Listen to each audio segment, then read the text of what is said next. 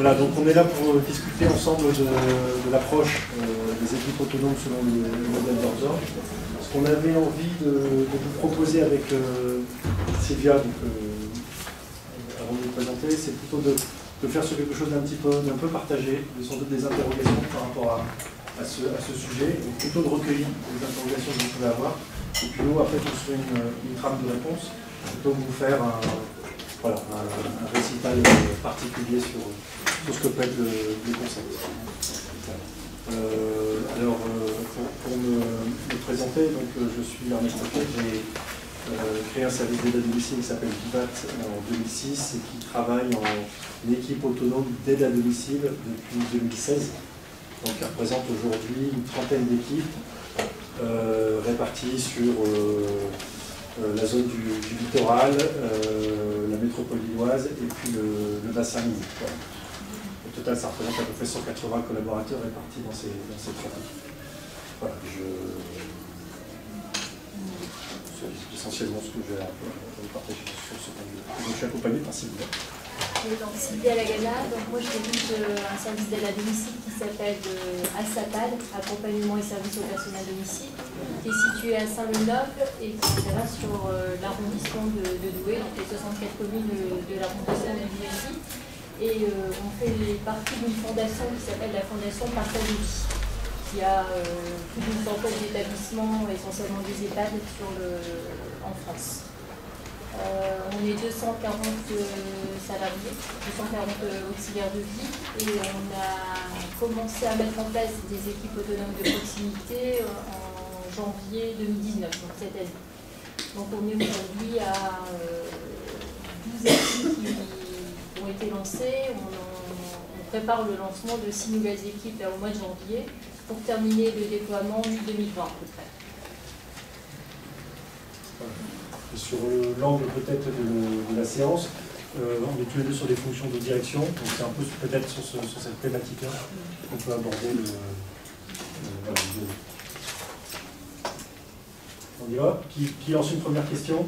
Je les note toutes, et puis on essaie de travailler, tenir la trace, ça vous va? Qui se lance? Bon, sinon ça va aller. Je vais peut-être relayer une question que j'ai entendue dans la conférence juste avant. On me posait la question de savoir quels étaient les prérequis pour pouvoir lancer ce type d'organisation au sein d'une structure. Et je sentais les auxiliaires de vie pas tout à fait à l'aise pour répondre à la question.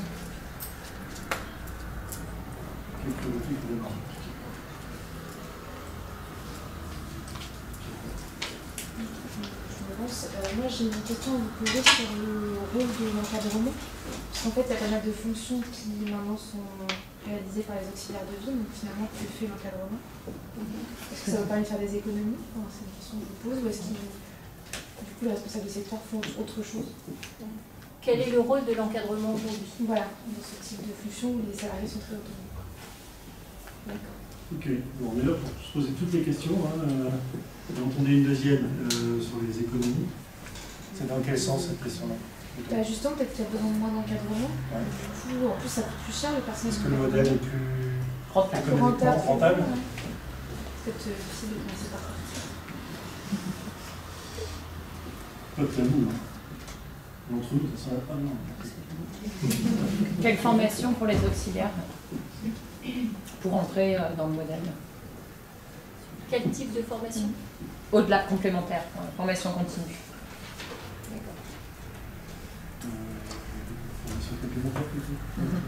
Quelle formation complémentaire? C'est un peu en lien avec votre question, quel prérequis en fait?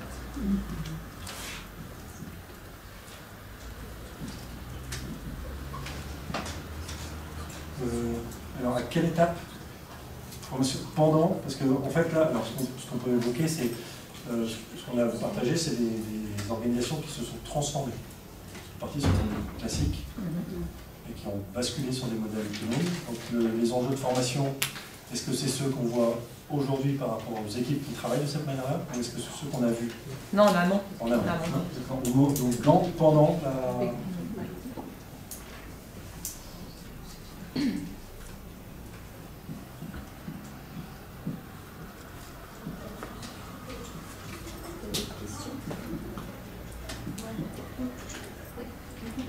peu les travers de ce type de fonctionnement? Est-ce qu'il y a quand même des effets négatifs et des effets pervers auxquels vous avez pas forcément... Les limites du fonctionnement. Et une question.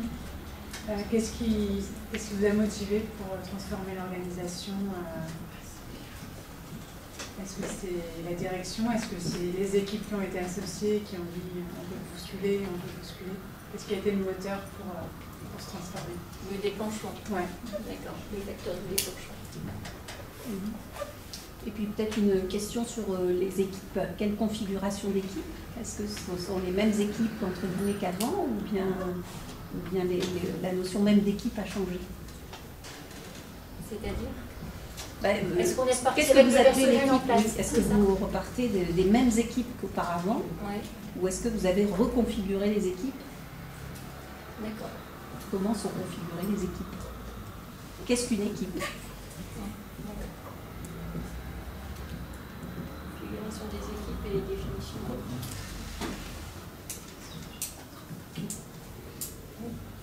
Comment est accueillie une salariée, une nouvelle salariée au sein de l'équipe?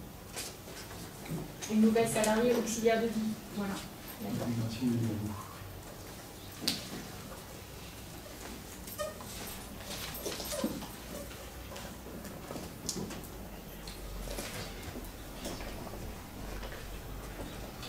Oui. Comment vous avez fait adapter les outils techniques, informatiques, etc. à l'organisation? L'adaptation des outils techniques.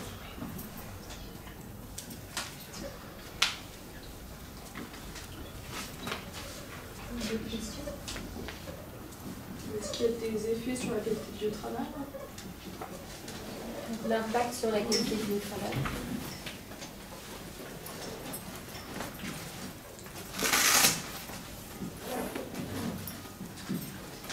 Est-ce que vous avez revu les pratiques de rémunération par rapport au dispositif, aux méthodes? Politique de rémunération.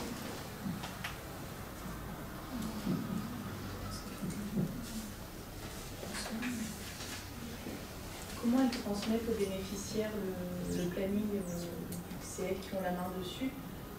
C'est toujours au mois ou comment ça se passe? Transmission du planning aux bénéficiaires.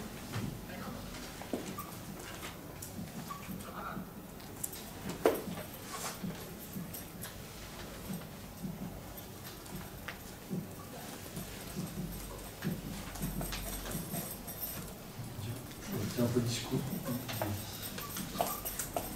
Peut-être sur le modèle économique, est-ce qu'il y a des soutiens pour tout ce qui est justement, elles ont évoqué les réunions mensuelles, le temps qu'elles consacrent au développement pendant qu'elles sont là, elles ne sont pas en intervention. Est-ce qu'il existe des soutiens complémentaires pour encourager ce mode d'organisation, des soutiens financiers, j'entends Comment financer? De la part de la structure vis-à-vis de ses salariés ou de la part de oui, l'extérieur, ouais.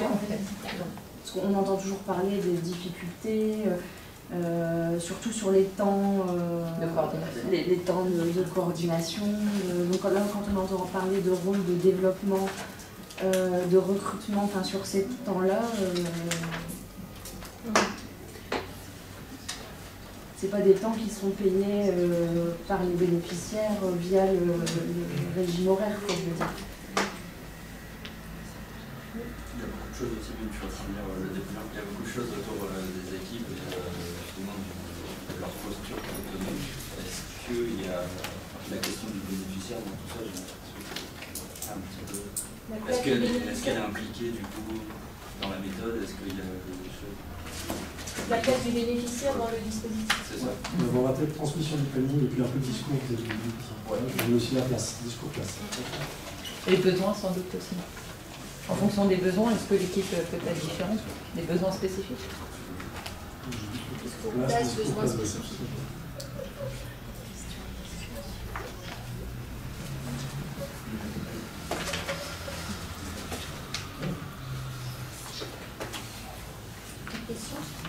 Je pense comme ça, puis on voit de toute manière, on fonctionne un peu aussi. Les questions complémentaires peuvent être aussi par rapport à Parce qu'on l'exprime moi, c'est pas...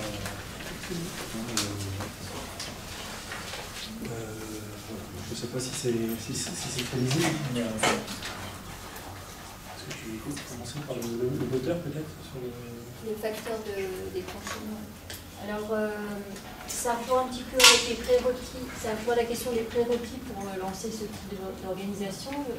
Les auxiliaires de vie tout à l'heure disaient finalement il faut qu'on ait affaire à des personnes qui ont envie de prendre de l'autonomie et de se responsabiliser. Mais on n'arrive pas à mesurer ça avant de prendre la décision de lancer ce type d'organisation en tant que directeur, je pense.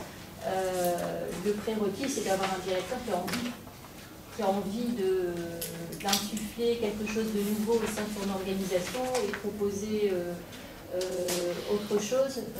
C'est un directeur qui considère que le modèle actuel n'est pas viable et que sans rien faire, on va dans le mur. Je pense que c'est le prérequis et du coup le facteur déclenchant. Donc je pense qu'il faut qu'on soit un peu sensibilisé à la notion de qualité de vie au travail et qu'on ait envie de changer les choses avant de s'engager dans ce type de mise en œuvre d'organisation. Après, seul on ne peut rien faire. Et à partir de là, il faut pouvoir s'appuyer sur des équipes qui on va entraîner dans le processus. Sur le facteur déclenchant, pour raconter un petit peu mon point de vue, donc créé Vivat en 2006, donc à peu près 10 ans, ouais, on va dire 9 ans plus tard, sur l'année d'activité, on était à peu près 150 aides à domicile, répartis en 3 agences, et à la fin de l'année, une année, on faisait quoi, un peu moins de 100 000 heures de prestations. Pas mal de réclamations clients, on a l'impression que c'est compliqué de faire le boulot à la place des auxiliaires. C'est comme ça que je pense. Au niveau du staff, sur 11, j'avais 9 responsables de secteur ou des fonctions administratives qui étaient en déclaration d'épuisement professionnel ou en arrêt, mais il y avait vraiment un niveau de fatigue assez important. Et puis, une performance économique, mais nulle. Donc une sorte de constat de dire, mais enfin, tout ça pour ça, tout le monde s'abîme, ça ne crée pas de richesse. Il n'y a personne qui est content. Donc voilà, moi c'était ce constat de fin d'année, l'année se termine, tout le monde est à l'arrêt. Et on va repartir sur l'année pour faire pareil. Bon voilà, pour moi c'était pas concevable. Dans ce cas-là, vous avez la chance de pouvoir décider, c'est soit vous trouvez quelqu'un qui ne fait pas ce que vous avez fait, soit vous essayez de faire autre chose. Voilà, j'ai eu la chance de rencontrer quelqu'un qui dit tu devrais aller voir aux Pays-Bas, il y a un mec qui arrive à rendre les gens heureux dans un métier compliqué qui ressemble au tien et qui met en place une organisation beaucoup plus simple. Et voilà, donc c'était le premier contact avec le système d'organisation d'Herzog. J'ai essayé de transposer après en France, mais il y a un phénomène déclencheur, à un moment, je pense, qui est de ne plus pouvoir accepter ce qui se déroule autour de soi, que ce soit dans les domiciles, dans le quotidien des professionnels, voilà, surtout. Petit à petit, d'essayer de mettre en place quelque chose qui est un peu différent. En replaçant, alors ça rebondira un peu, mais en replaçant le professionnel au cœur de l'organisation. C'est peut-être un élément qu'on verra après, parce que vous voyez, voilà, c'est pas le client, c'est pas la personne accompagnée, non, c'est le professionnel qui gère le cœur des préoccupations. Parce que s'il n'est pas bien accompagné, il ne peut pas bien faire son travail. Et l'auxiliaire de vie qui est formé, qui est orienté professionnellement, qui s'est engagé en termes de vocation sur ce métier-là, elle ne s'engage pas dans ce métier-là pour provoquer de la maltraitance, ou pour ne pas écouter les personnes âgées, ou pour en faire comme elle a envie. Elle fait ça pour vivre son métier au contact des personnes âgées ou fragiles. Donc, si elle est en situation de, on va dire entre guillemets, entre nous, de maltraitance ou d'incompétence professionnelle, c'est sans doute que c'est l'organisation qui l'a installée dans ce fonctionnement-là, et qu'elle subit une organisation qui ne lui permet pas de faire son travail correctement. Et en repositionnant l'accompagnement vis-à-vis du professionnel, en faisant tout en sorte que le professionnel soit dans les meilleures conditions de travail possibles, et bien là, curieusement, on se rend compte qu'on a un impact très positif sur la qualité de la relation, la qualité du service auprès des personnes accompagnées, la démarche de prévention, tout serait en marche. Nous, on avait partagé un constat aussi avec l'ensemble du personnel, c'était insatisfaction et frustration.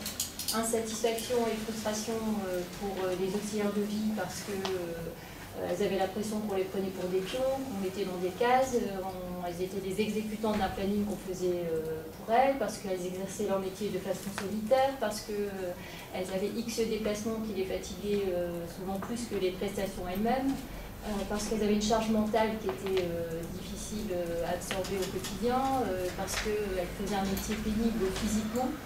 Mais on constatait qu'on avait la même chose au sein de l'équipe administrative, parce qu'elles travaillaient dans l'urgence, dans le stress, elles trouvaient plus de sens dans l'action qu'elles menaient. Elles aussi, elles avaient l'impression de passer leur journée à boucher des trous.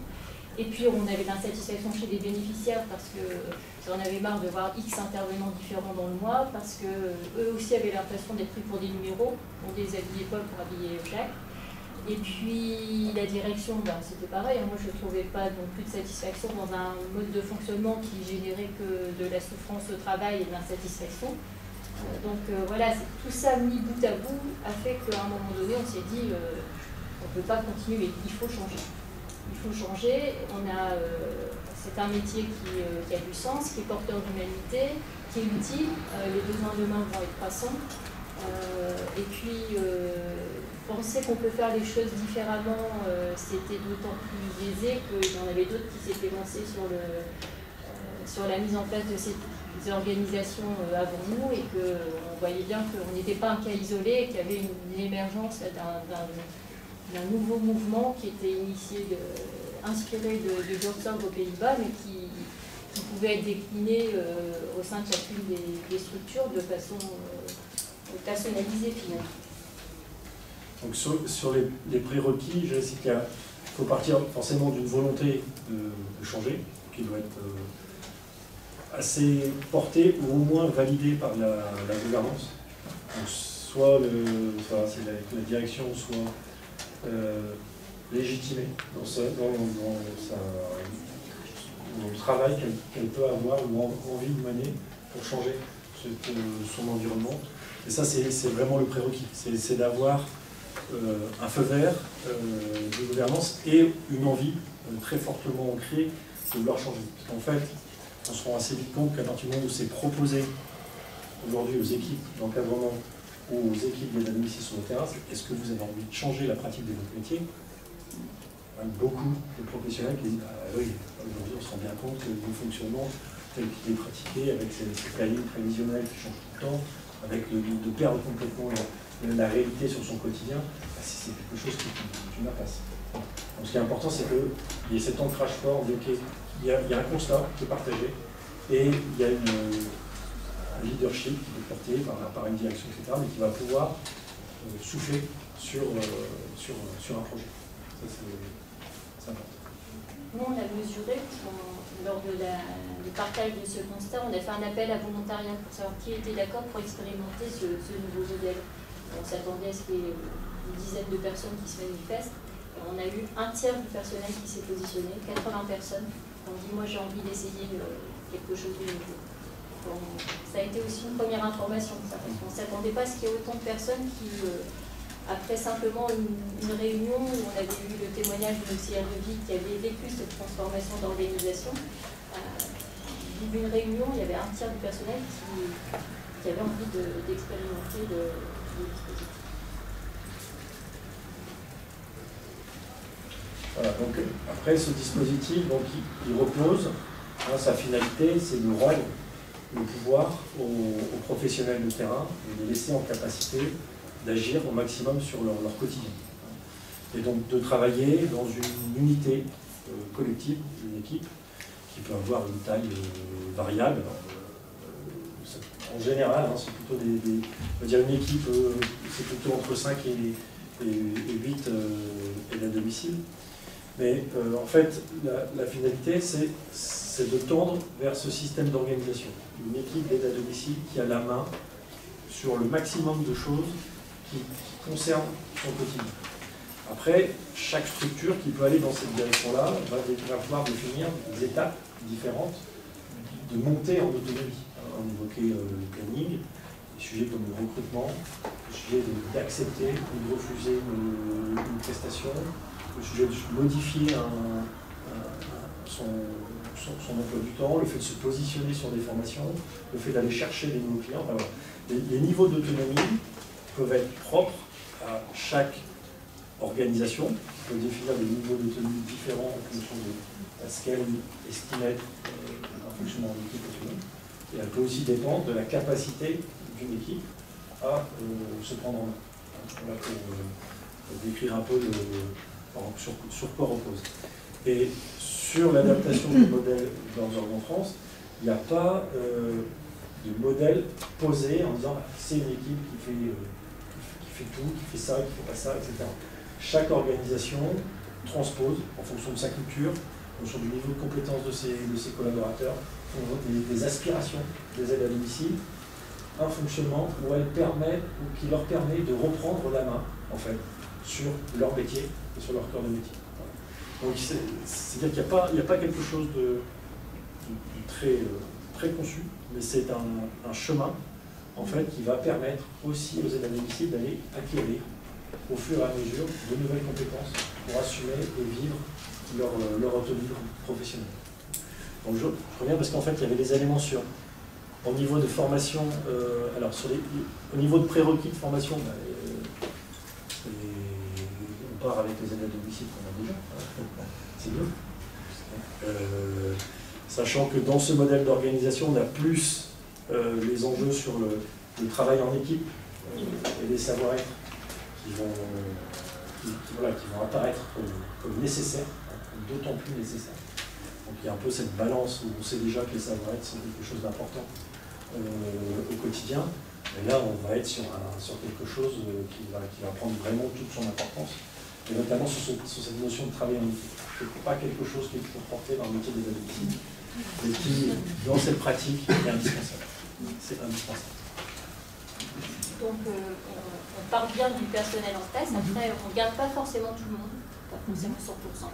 Mais moi, je trouve que je m'attendais à ce qu'il y ait plus de départ volontaire. Parce que finalement, quand ça ne se passe pas bien dans une équipe, l'équipe réagit en donnant une chance à la personne de faire en sorte que le fonctionnement s'améliore. Donc on lui dit, soit tu changes ton comportement, soit tu n'as pas ta place au sein de l'équipe. Et moi je suis assez impressionnée du nombre de fois où les personnes sont en capacité de se remettre en question et arrivent à changer alors qu'on n'arrive pas à les faire changer dans l'ancienne organisation. Donc il y a plus de transformation, de changement de ce type-là que de personnes qui disent c'est pas fait pour moi, je pars. Donc puis on parvient des auxiliaires de vie en place. Sur les formations. Ces cas de figure, à qui régule? C'est l'équipe? C'est vous? C'est l'équipe? Mais il y a quelqu'un qui prend un leadership, qui s'est concerté. Arnaud disait dans une équipe, il y a 5 à 8 personnes. Nous, la règle de base, dans une équipe, il n'y a pas de chef et il n'y a pas de leader.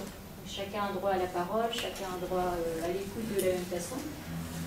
L'équipe prend les décisions et c'est une co-responsabilité. Donc, quand une personne pose problème au sein de l'équipe, c'est l'équipe qui réagit et qui... Alors, il faut un degré de maturation et puis il faut laisser le temps à l'équipe de pouvoir réagir. Et en tant que directeur, c'est pas facile parfois parce qu'on est habitué à trancher, à prendre des décisions, à intervenir. Et là, l'enjeu consiste à se dire je n'interviens pas, je laisse faire l'équipe et je crois que l'équipe est capable de gérer le problème. Les décisions, elles se prennent à l'unanimité? Non, pas l'unanimité, c'est le consensus. C'est le fait de devoir accepter la décision. Et c'est là un élément d'apprentissage dans les équipes aussi. C'est que l'équipe peut très bien fonctionner, et moi je suis pas dans l'équipe, je ne voulais pas cette décision-là, mais j'accepte. Voilà. Une décision par rapport à un recrutement, moi je ne pouvais pas recruter cette personne-là. Je l'ai dit à l'équipe, mais j'accepte la décision à un moment que, ok, une nouvelle personne va nous rejoindre, et c'est la décision de l'équipe, et je serai disponible pour jouer mon rôle de tuteur ou autre. On est vraiment sur ce travail, parce que le modèle, c'est il faut qu'il y ait ce travail, pour que ce soit en équipe, il faut qu'il y ait des notes, il peut avoir ces notions un peu de leadership, qui peuvent être soit sur des compétences, plutôt quelqu'un qui va être reconnu par une forme d'expertise, mais pas par rapport à une posture hiérarchique. C'est pas décidé pour les autres, sinon ça marche plus au bout d'un moment, parce que on le sait très bien, c'est qu'à partir du moment où on décide de l'emploi du temps de quelqu'un d'autre, c'est forcément que celui-là, voilà. Donc les emplois du temps, ça doit être quelque chose qui doit être partagé, avec lequel on est tous d'accord. S'il y a des contraintes, ok, je fais un effort, mais je sais que la prochaine fois, c'est peut-être vis-à-vis de l'équipe, c'est dans ma semaine où ce sera un petit peu plus facile pour moi. Donc on est bien obligé de travailler sur quelque chose où on accepte la place que peut occuper l'équipe et on accepte de fonctionner sans hiérarchie. Et on fait la chasse dans ces modèles-là, parce que pour qu'une équipe fonctionne, il faut qu'il y ait des rôles répartis dans les équipes. Mais le rôle ne veut pas dire que ce soit les chefs ou les postures hiérarchiques. C'est quelque chose qui prend du temps un petit peu sur l'accompagnement, parce qu'au début, quand vous mettez en place ces équipes-là, vous avez des aides à domicile un peu expérimentés, qui connaissent bien, qui se mettent en position de chef, et qui vont décider pour leurs collègues. Toi, t'as qu'à aller chez madame Tel, toi, t'as qu'à aller machin, etc. En fait, vous recréez exactement le même système qu'avant. C'est-à-dire, vous dites de la frustration, tu sais pas ce qui s'y passe, etc. Donc, c'est de dire, tu es aide à domicile, c'est toi qui dois avoir la légitimité de ton organisation de travail. Par contre, tu vas travailler avec celle qui optimise, ou qui saisit, ou qui diffuse les emplois du temps, pour que ça fonctionne. Justement, on parle de formation, d'accompagnement, c'est quelqu'un qui est là justement pour veiller à cela dans l'équipe, lors de ses décisions, ou comment ça se passe, comment il accompagne, comment quelqu'un qui est plutôt en retrait pourrait demain faire en sorte de pouvoir s'exprimer. Alors, il y a deux types d'accompagnement. Les équipes ne sont pas livrées à elles-mêmes. On a un coach d'équipe qui est là pour les accompagner. Et puis le rôle du coach, c'est pas de prendre des décisions pour l'équipe, mais c'est d'aider l'équipe à prendre ses décisions et de veiller à ce qu'il y ait un climat suffisamment serein pour que les décisions soient prises, veiller à ce qu'il y ait personne qui prenne le rôle justement de leader ou de chef au détriment des autres personnes. Et puis on a des formations qui nous, en tout cas nous, paraissent être vraiment un prérequis pour que les personnes puissent évoluer en équipe autonome. Il y a deux formations qui nous semblent indispensables. Une formation liée à la communication, parce qu'il faut savoir se dire les choses au sein de l'équipe, avec respect, avec diplomatie, sans tabou aussi, parce qu'il faut pouvoir exprimer aussi ce qui ne va pas. Donc une formation sur la communication, gérer ses émotions pour mieux communiquer, on a utilisé cette formation-là, et puis une formation pour apprendre à travailler en équipe autonome, apprendre ce que c'est que de faire un recrutement en équipe, apprendre ce que c'est de fonctionner au quotidien, de revoir un planning, d'arriver à un consensus. Donc, en tout cas, nous, on a estimé que c'était deux formations indispensables pour pouvoir accompagner les personnes et pas les laisser. Elles sont sur le chemin de l'autonomie. Elles ne sont pas autonomes parce qu'on l'a décidé comme ça du jour au lendemain. Et le coach d'équipe, excusez-moi, il est en interne ou il est en externe? C'est une responsable de secteur, par exemple? Alors, nous, on a identifié des personnes au sein de l'équipe administrative qui avaient le potentiel. Enfin, qui présentaient, en tout cas on avait le sentiment qu'ils présentaient le potentiel pour devenir accompagnateur, coach, mais il a fallu le temps de former ces personnes-là. Donc au démarrage de leur formation, elles n'étaient pas complètement opérationnelles, on a fait appel à un coach extérieur. En fait, à partir du moment où il y a la dimension hiérarchique est coupée, l'équipe est autonome, que le coach soit interne ou externe, ça ne va pas changer grand-chose, il va faciliter le travail de l'équipe. Voilà, vous avez des difficultés à prendre telle décision, vous n'êtes pas d'accord sur tel sujet, ou voilà, donc en fait les fonctions administratives, ou que ce soit un coach ou d'autres fonctions sur en fait elles sont au support de l'équipe, donc du coup sur l'élément de coach, ça peut très bien fonctionner à un moment avec un coach extérieur. C'est sûr que dans la durée, c'est important qu'il y ait une relation de confiance qui se constitue avec les coachs, mais on peut avoir sur des modèles, si on va chercher vraiment comme le modèle hollandais, les coachs suivent, je ne sais pas combien d'équipes, mais peut-être une centaine. Donc le coach, il n'est pas là à toutes les réunions, il est en renfort, il est disponible quand l'équipe va exprimer un besoin. Voilà. Nous, on est sur des modèles où on accompagne, on est très en amont la transformation, donc les coachs ont besoin d'être là quasiment à chaque réunion d'équipe, mais on peut imaginer qu'à un moment, ils soient là quand l'équipe en a besoin. Vous, en tant qu'employeur, comment en fait vous, est-ce que vous avez mis en place en fait un certain nombre d'indicateurs pour avoir l'assurance qu'il n'y a pas de dérive par rapport à vos obligations? Parce que l'équipe autonome, ça reste quand même des salariés. Oui, ça bien sûr. Donc, moi j'aurais tendance à dire que le fonctionnement en équipe autonome exige de toutes les organisations qu'elles soient particulièrement carrées sur le cadre de leur activité. Et autant avant, vous pouviez, parce qu'il le fallait, il y avait un remplacement, machin, d'urgence, et les responsables de secteur savaient sur quelle corde elles pouvaient tirer en termes de réglementation ou autre, pour faire en sorte que c'est pas grave si tu veux faire ces jours sur 7 etc. Autant là, vous êtes obligé d'être clair et d'interdire des pratiques qui ne sont pas conformes au droit du travail. Quand on vous laisse l'autonomie, vous devez aussi fournir un cadre. Donc mon sentiment, on va dire aussi, vous avez aussi des équipes qui décident à un moment de transgresser. Ok, il fallait absolument que quelqu'un y aille. Moi, je savais que c'était mon jour de repos, j'y suis allé quand même.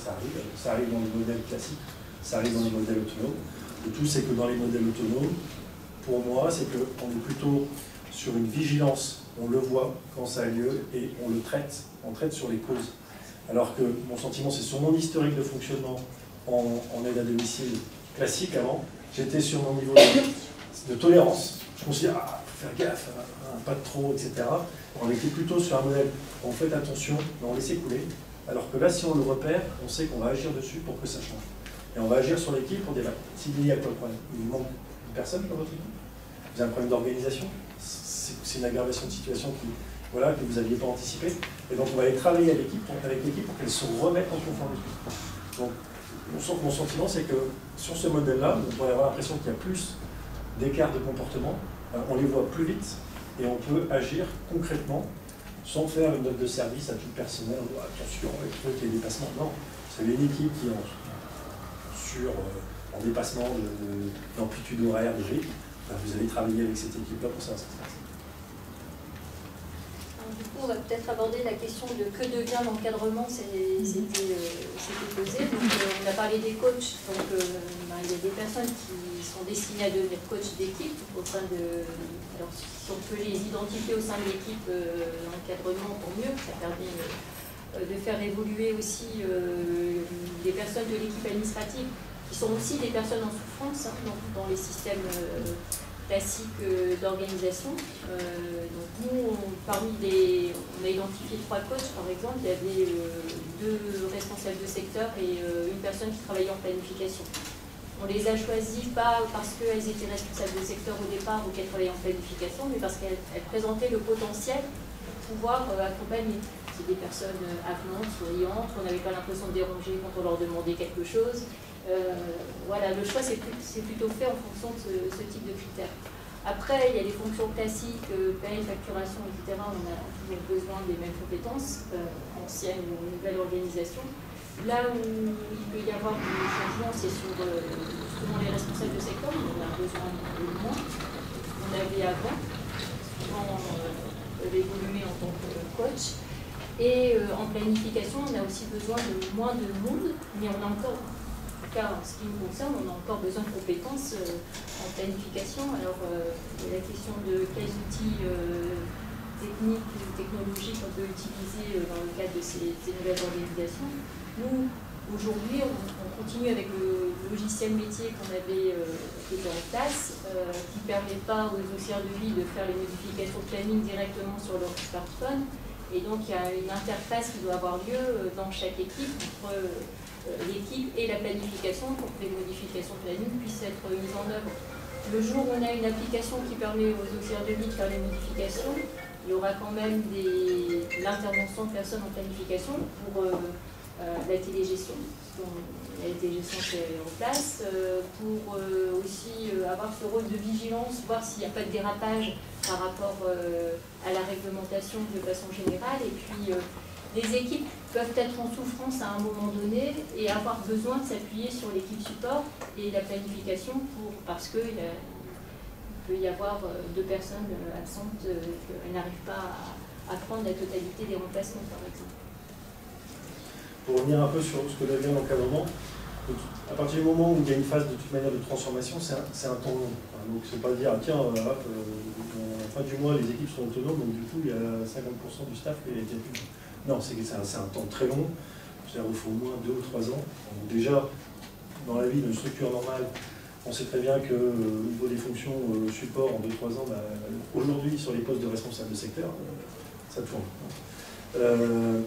C'est plutôt la question sur à qui ça ne peut pas correspondre, ce modèle-là. Et dans la transformation, le constat que l'on peut faire, c'est il y a des profils qui sont sur des fonctions support, comme responsables de secteur, qui sont attachés à ce que leur apporte, ils sont en position de sauver le monde. On sauve les clients parce qu'on trouve toujours une solution, on négocie au dernier moment avec les aides à domicile à qui on renvoie, et qui sont dans une posture un petit peu de voilà, je gère tout, je suis une autorité absolue. Ces personnes-là ne se retrouvent pas du tout dans ces modèles. Et ceux qui ont envie de rester chefs, ne trouvent pas la place.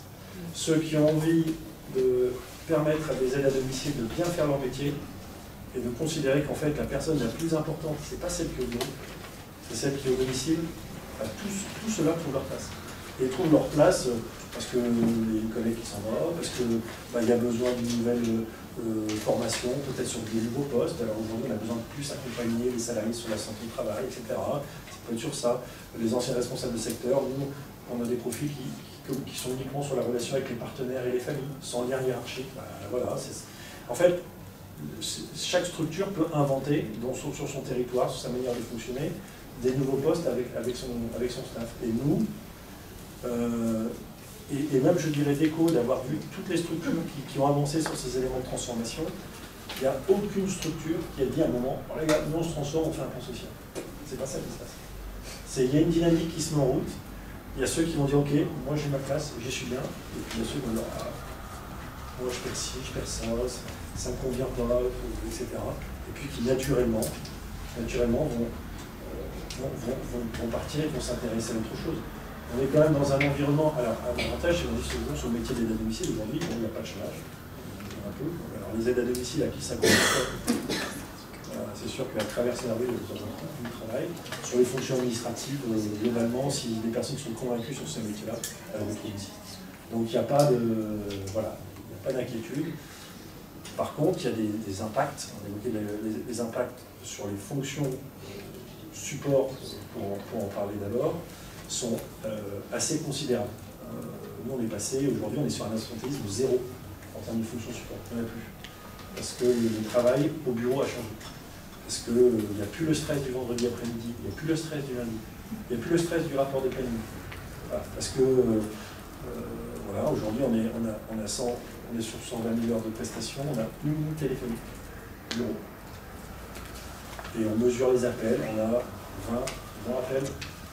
20 appels par jour, sur du truc, ah bah oui, je vais l'appeler directement, parce que tout se gère de manière directe. Donc il n'y a plus cette charge de travail et de stress qui pouvait arriver à un moment au niveau des fonctions de responsable de secteur. Un indicateur qui était assez significatif avant qu'on décide de passer à la nouvelle organisation, c'était les astreintes.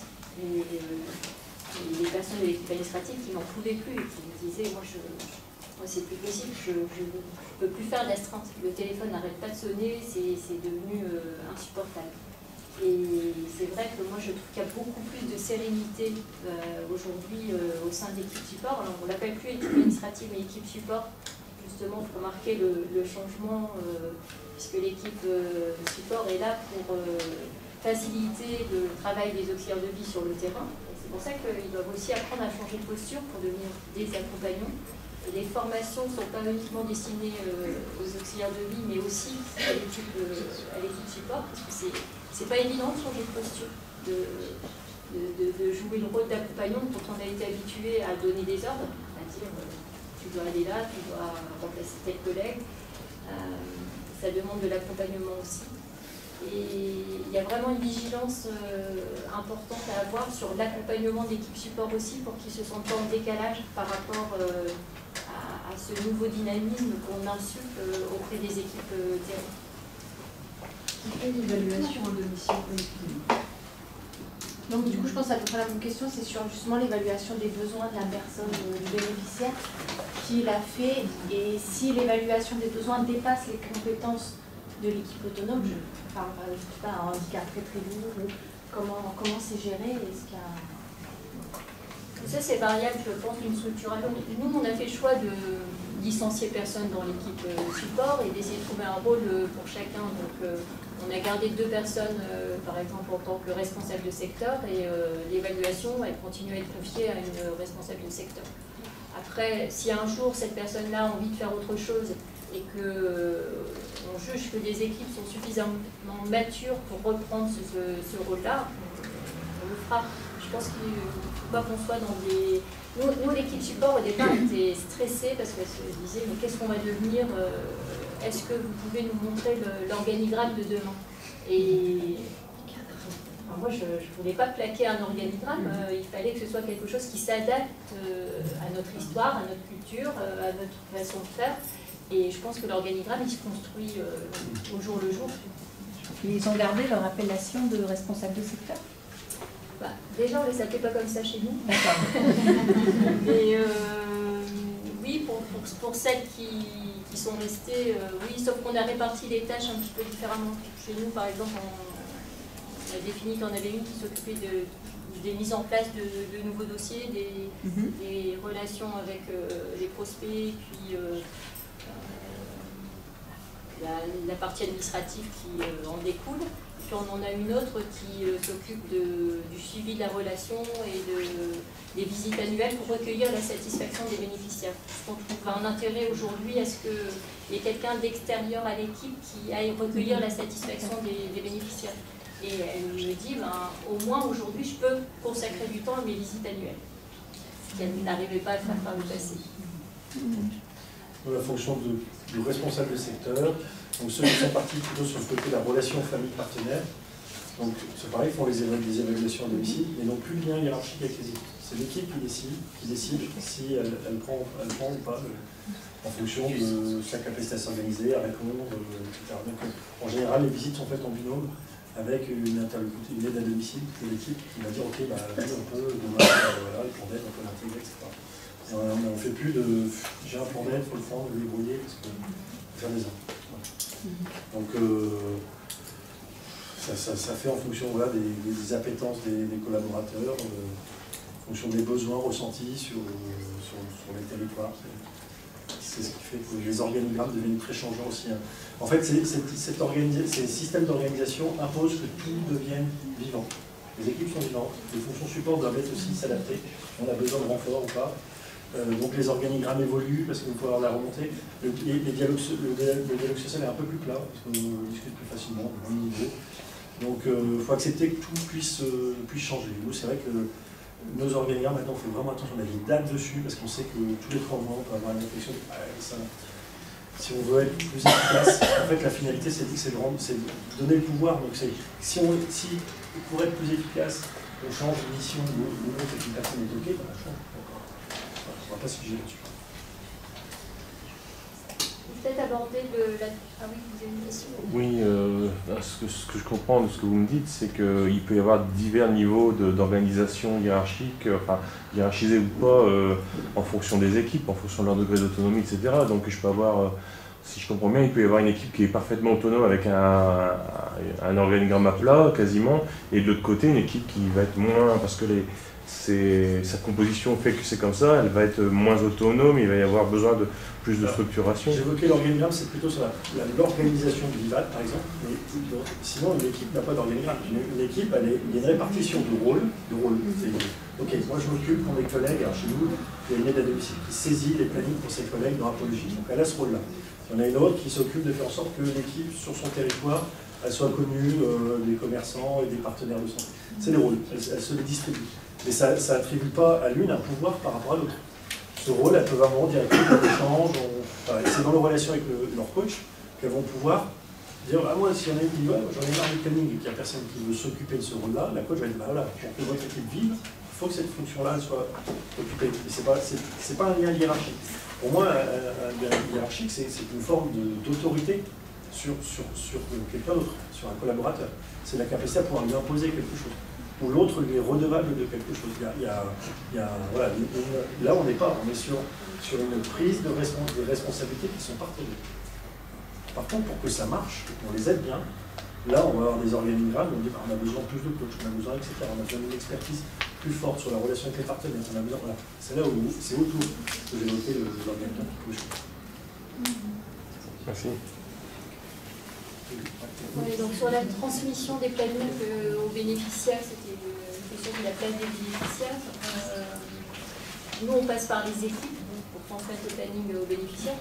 Donc, nos équipes se réunissent 2 fois par mois, 2 fois 2 heures, et elles passent du temps pendant ces 2 heures de réunion à se répartir les heures et à finaliser les plannings de façon à ce qu'on puisse rester sur des plannings mensuels qui sont donnés en fin de mois pour le mois suivant. La place du bénéficiaire dans les règles d'or des équipes, elles ont tout pouvoir, certes, mais à condition, premièrement, de donner satisfaction aux bénéficiaires qui sont accompagnés. Donc, le bénéficiaire reste notre préoccupation première. Et ce qui est intéressant, c'est que c'est plus la structure qui le dit, mais les auxiliaires de vie elles-mêmes. On a fait un travail sur les aspirations collectives. Qu'est-ce que nos auxiliaires de vie ont envie de mettre en œuvre pour demain? À quoi elles aspirent? En premier, elle parle de notre raison d'être, qui est d'aider les autres, et en deuxième, de la qualité de l'accompagnement qui pour elle est primordiale. Donc il y a aussi un changement de culture et une bascule que je suis venue à la fin de la conférence précédente, mais je l'entendais de la part des auxiliaires de vie. Elle s'implique beaucoup plus dans la vie de la structure aussi. Sur le terme de planning, nous, notre vœu, c'est que ce vocabulaire disparaisse. Un planning, en gros, ça ne sert à rien, c'est juste un outil parce qu'on n'est pas sûr de savoir qui va venir. On n'a pas besoin de planning quand on fait appel à un cabinet d'infirmier, pas besoin de planning dans plein de professions, il n'y a que dans l'aide à domicile un planning parce que c'est tellement le bazar et les gens ne savent même plus qui doit aller où qu'on a besoin de cet outil. Donc nous, on est très fiers quand une équipe arrive à faire disparaître ce terme et qu'une famille, elle sait que si elle a besoin ou si elle a un doute, c'est-à-dire qui vient demain, déjà, elle peut demander à la salariée, est-ce que vous savez qui vient demain? On considère que c'est normal pour une aide à domicile de savoir si c'est elle ou une de ses collègues. Et si c'est une de ses collègues, d'où l'intérêt de travailler dans une petite équipe, elle sache qui. Voilà. Et si elle sait cette information-là, on a planning, on écrit sur le frigo, on met sur une feuille, et voilà. Donc la finalité, et je pense que c'est des choses vers lesquelles on avance, mais c'est qu'à un moment, on recrée une relation de confiance entre des personnes fragiles, accompagnées, et des aides à domicile, et que la relation de confiance, elle est la même qualité que celle qu'ils ont dans l'infirmier ou dans leur médecin. Le SIAD passe tous les jours, il n'y a pas de planning. L'infirmière libérale va passer tous les jours. En cabinet, il n'y a pas de planning. Ils ont confiance. Ils ont confiance. C'est la perte de confiance qui a nécessité la création de planning. Et en plus, toutes les structures savent très bien qu'on va faire un planning prévisionnel d'un mois, il n'a aucun sens. Donc la finalité, c'est aux équipes, voilà, on va arrêter, et aux familles, ça peut être un peu compliqué. Hein, c'est une culture de je veux savoir qui est-ce qui vient vendredi chez mes parents, dans des bacs. Moi, j'ai pas là. Vous allez voir ça avec vos aides à domicile, et elles ont la responsabilité de faire en sorte que ça se passe. Et juste pour revenir, alors après sur la place, voilà, on est vraiment sur des nuances, hein, mais la place de la personne accompagnée, voilà, moi je suis un peu plus distancié quand on positionne trop la personne accompagnée au cœur, pour 2 raisons. C'est qu'on n'arrive pas à bien travailler sur les éléments de prévention. Parce que si quelqu'un refuse que l'aide à domicile lui apprenne à mettre ses bas de contention, qui dit moi, si vous n'êtes pas, je change de structure. Est-ce que c'est le rôle d'une aide à domicile de vous dire écoutez, changez de structure, mais moi je suis là pour vous apprendre à le mettre, pour vous rester autonome. Et on peut avoir des voilà. Et deuxième élément, c'est que je considère qu'à un moment, trop de professionnels ont sacrifié leur santé dans le sens d'accompagner les personnes âgées fragiles. Et je considère qu'il y a un équilibre à rétablir. On dit, ok, vous avez besoin d'aide, ok, vous êtes dans une situation de handicap, etc. Mais là, le rapport doit être équilibré avec les professionnels qui vont chez vous. Et si les professionnels s'abîment, ils ne pourront pas faire leur métier correctement. Voilà. Et je trouve qu'on allait trop loin dans dans le curseur placé, voilà, le bénéficiaire avant tout, non pas le bénéficiaire avant tout, oui, le professionnel qui fait bien son métier, normalement, c'est comme tout, un médecin, s'il est dans de bonnes conditions, il fait bien son métier de médecin. Une infirmière aussi, il n'y a pas de raison de penser qu'une aide à domicile bien accompagnée ne sache pas faire son métier. Voilà, ça c'est quelque chose que je ne peux pas croire.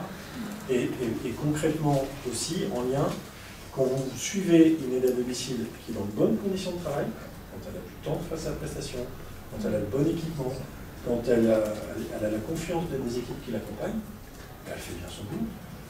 Aucune aide à domicile qui s'amuse à faire mal son boulot. L'intégration des nouveaux. Par les collègues. Voilà, ils peuvent recruter, voilà, c'est pareil, qu'une aide à domicile pour recruter sa future collègue, celle qu'elle va solliciter si elle est malade, celle qui va demander un coup de main parce qu'elle est bloquée en fin de journée, etc.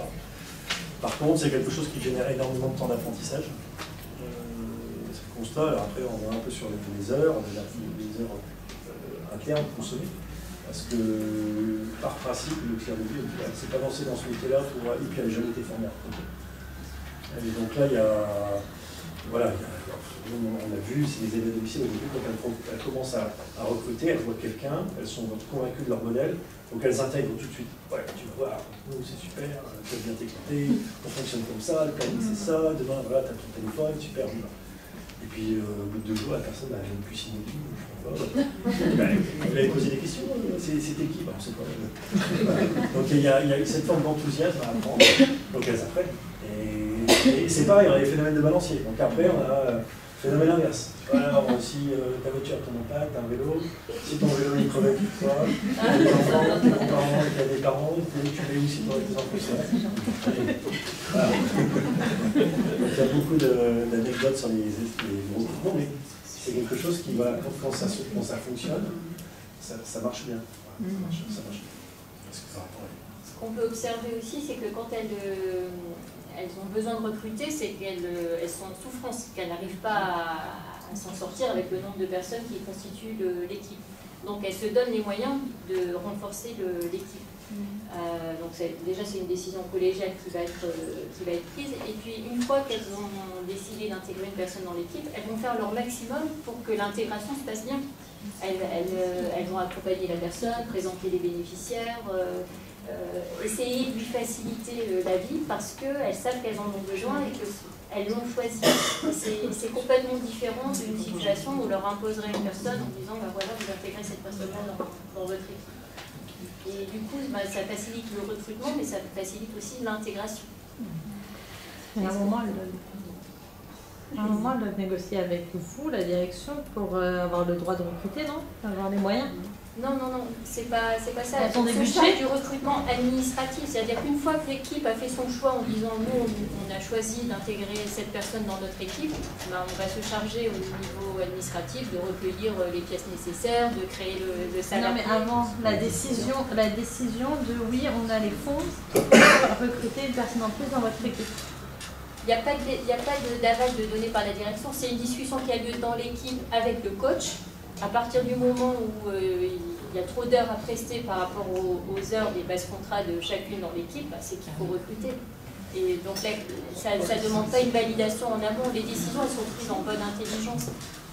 Et si jamais il y a un risque de dérapage, c'est le coach qui va intervenir et qui va revenir dans la direction si besoin. Voilà, c'est pareil, on va regarder un peu les heures, les compteurs dans l'équipe et dire voilà, est-ce que dans votre équipe, il y en a une qui fait 290 heures et 4 qui en font 60 ? Qu'est-ce que ça peut être équilibré ou pas? Le problème, c'est plutôt de trouver des professionnels que de trouver des clients. Ouais, c'est plutôt ça. Et si tout le monde est plutôt en tension, c'est oui. C'est du recrutement, clairement. Je vois que le temps passe, après on regarde s'il n'y a personne, on va faire un peu, mais je vais parler un petit peu des impacts sur la rému et la rentabilité. Sur les rémunérations, on y arrive doucement, mais évidemment que la finalité de cette manière de fonctionner, c'est de renvoyer plus de richesse, plus de revenus vers les aides à domicile. Alors, le premier élément, c'est qu'en les impliquant dans davantage de fonctions, on augmente leur temps de travail. Donc, du temps de travail, voilà, des réunions l'après-midi, du temps de développer, etc. Donc il y a cet élément-là. Et puis le fait de pouvoir, entre guillemets, consommer moins de fonctions support, ça va permettre à une structure de renvoyer aussi de la rémunération un peu sur le taux horaire. Alors c'est pas immédiat, parce qu'on dit voilà, c'est quelque chose qui est vivant, qui prend du temps. Donc c'est vrai qu'en termes de dialogue social, souvent les premiers réflexes c'est ah ouais, on en fait plus, on nous en demande plus. Donc on va être rémunéré, voilà. C'est quoi notre nouveau taux horaire? Parce que maintenant je fais mes plannings. Non, c'est pas comme ça que ça se passe. Il y a un temps d'explication. Il y aura un moment où, quand tout le monde sera en capacité à réaliser ces données, forcément on pourra renvoyer vers vous des leviers en termes de rémunération. Nous, on avait 3 ans, on a commencé l'année dernière à pouvoir augmenter les salaires, donc c'est éloigné un peu. Donc aujourd'hui on est au-dessus de 11 sur les bases de SV3. Et après, faire un rebond en termes de rentabilité, j'aurais tendance à dire qu'aujourd'hui le modèle n'est pas forcément plus rentable que l'autre. Par contre, c'est beaucoup plus sympa. C'est beaucoup plus sympa voilà, d'accompagner les personnes pour qu'ils fassent bien leur métier. C'est beaucoup plus sympa que de leur taper dessus toute la journée, ou de les regarder s'abîmer. On peut se dire qu'à un moment, il y a forcément des... En fait, ça ne peut aller que vers quelque chose qui s'améliore en termes de rentabilité, mais qui prend énormément de temps. Parce que ça demande beaucoup de montée en compétences, parce que ça demande aussi des outils qui accompagnent. On a parlé de digitalisation, mais c'est sûr qu'il faut être hyper digitalisé pour que ça marche. Tous les salariés des smartphones, il faut du temps de formation, voilà, mais on sent, voilà, et moi je le vois à travers la structure, que ça va quand même dans ce sens-là. Alors aujourd'hui, j'ai envie de dire, les enjeux, c'est si ça permet d'être plus rentable. À la rentabilité, il faut tout de suite le remonter vers les rémunérations, parce que sinon, si on ne pas, voilà, ça ne sert à rien. Mais ma conviction, c'est que ça, quand même, ça permet, voilà, à partir du moment où ça permet d'agir un peu mieux que des structures classiques sur les rémunérations, et que ça crée un environnement de travail où tout le monde retrouve des espaces de bureau, trouver des personnels de bureau qui sont contents d'arriver le lundi matin. Voilà, c'est quand même des révolutions dans le secteur. Qui n'ont plus peur le vendredi quand ça sonne à 16h. C'est quand même quelque chose d'autre. Et puis après, je parlais de l'impact physique que ça a sur les aides à domicile. Reprendre le pouvoir sur sa vie.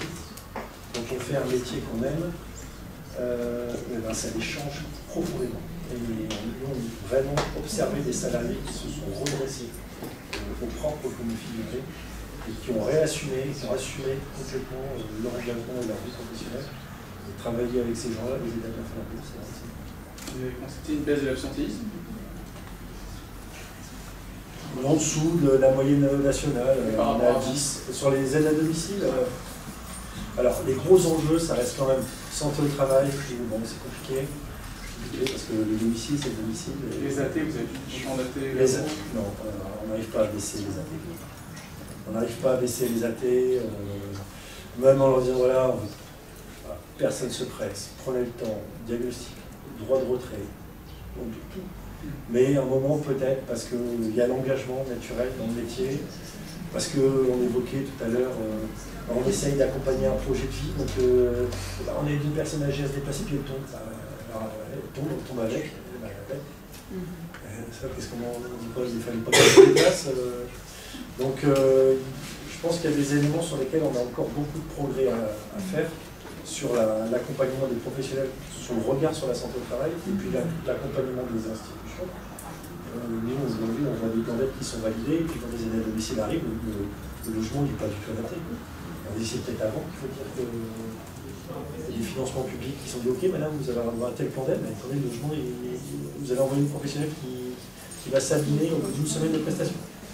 Peut-être qu'on voilà, là, il y a une responsabilité à partager de dire voilà, moi je considérais qu'on ne peut pas de finances publiques dans des environnements qui ne sont pas adaptés. C'est comme si demain à l'hôpital, il n'y a plus de place, on se met par terre, parce que le truc, les professionnels disent je ne fais pas.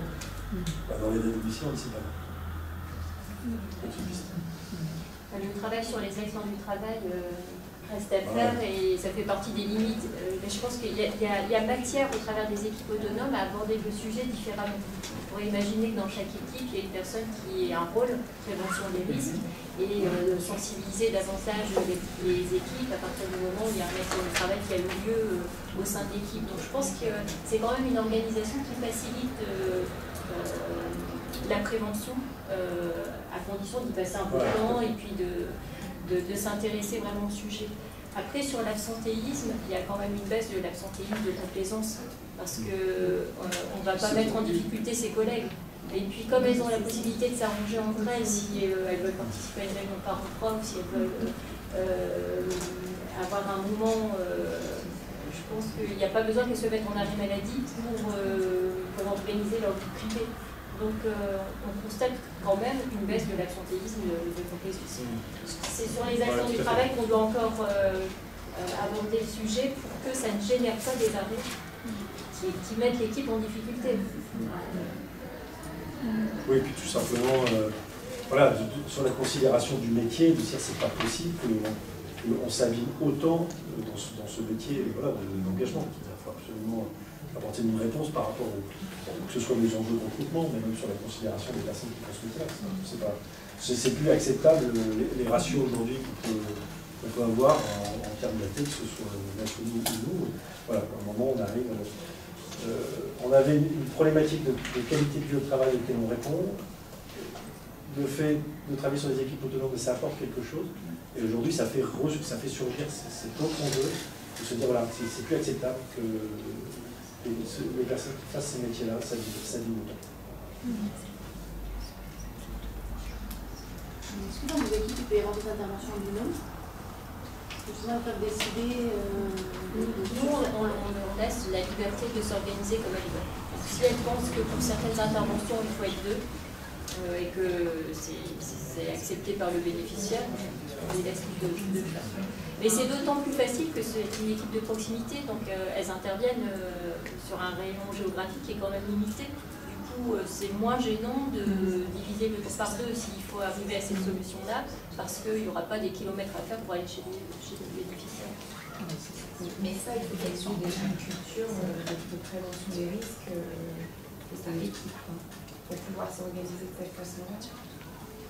On ne peut pas mettre en place les rôles en même temps et puis tout faire en lançant les équipes, mais c'est vrai que nous on prévoit d'avoir une personne qui a cette casquette, prévention des risques, avec laquelle on va pouvoir travailler, que du coup au sein de l'équipe administrative il y ait un référent sécurité ou prévention des risques qui puisse animer ce réseau de relais dans les équipes, et du coup ça fait un nouveau poste pour une personne de l'équipe administrative.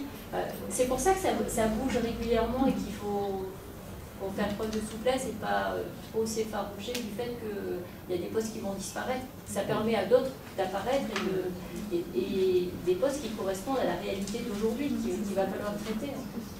Après, ça leur renvoie aussi sur leur responsabilité individuelle.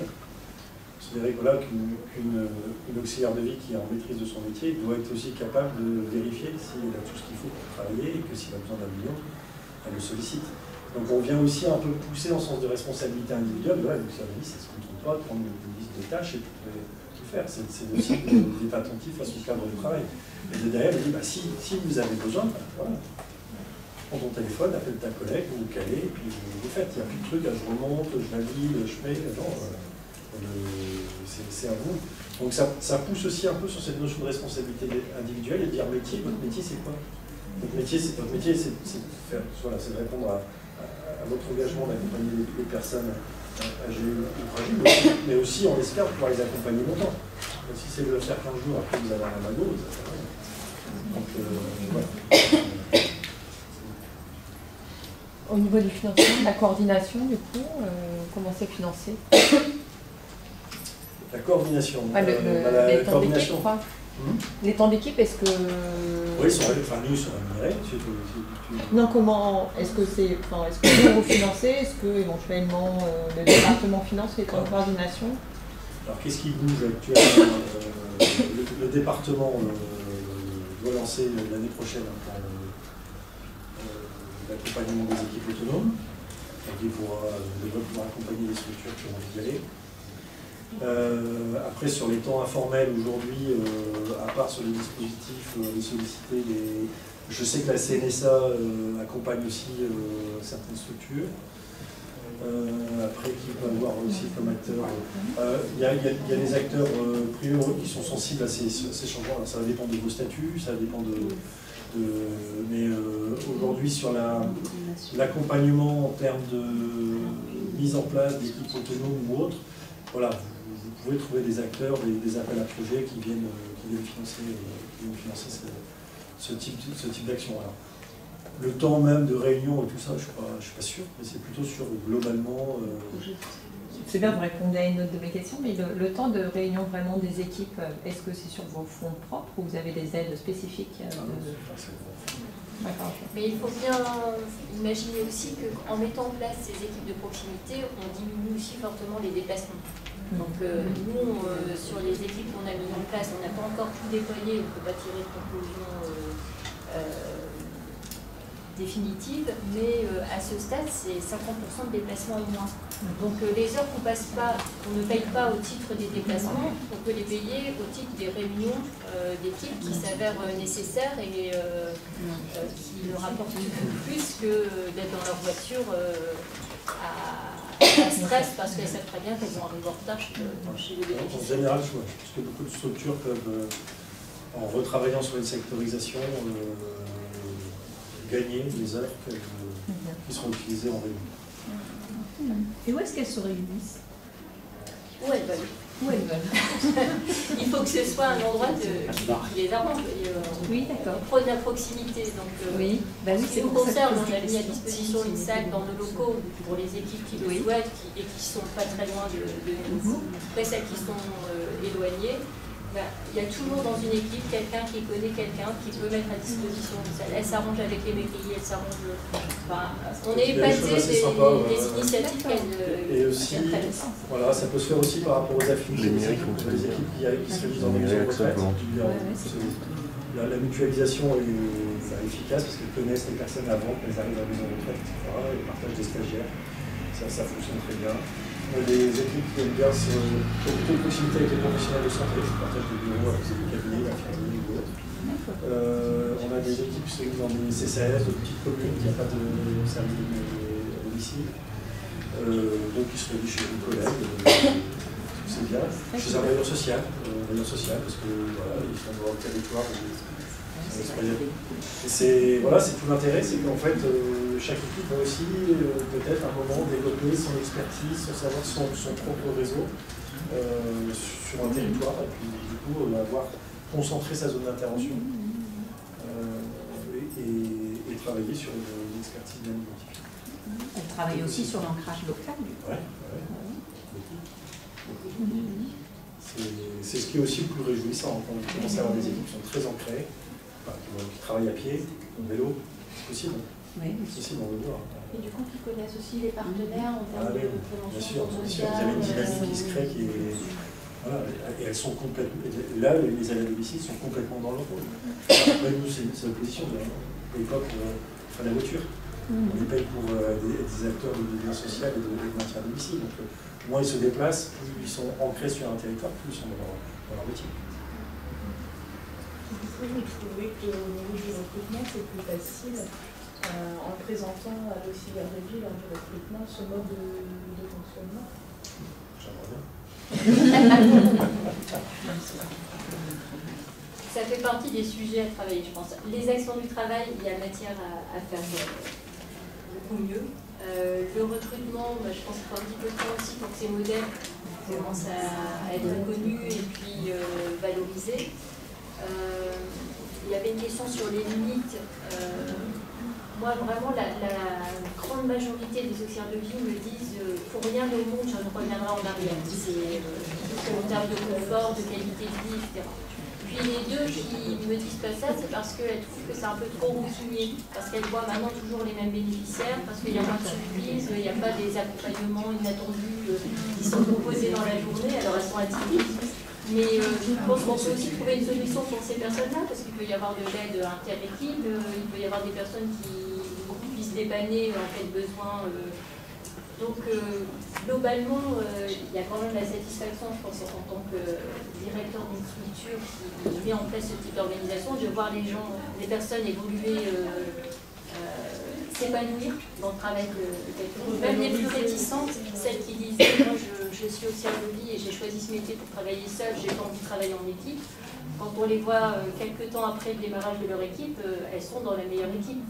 Donc il y a quand même cette satisfaction de les voir évoluer, s'épanouir, bénéficier d'un climat de convivialité qui leur manquait, parce que la solitude du métier était quand même difficile à vivre au quotidien. Et puis elles se sentent valorisées dans la reconnaissance de leurs compétences. Et pas seulement au sein de la structure, mais aussi auprès de leur entourage. Il y en a qui parlent du regard différent du mari qui est posé sur elle, de l'entourage familial ou amical, et elles sont fières de parler de leur métier. Donc on voit quand même que même si on n'arrive pas à jouer aujourd'hui, parce qu'on n'a pas les moyens sur la valorisation financière, on peut jouer quand même au travers de ce type d'organisation sur la valorisation de l'image du métier d'auxiliaire. Est-ce que c'est transposable en milieu rural, où il y a plus de temps de déplacement?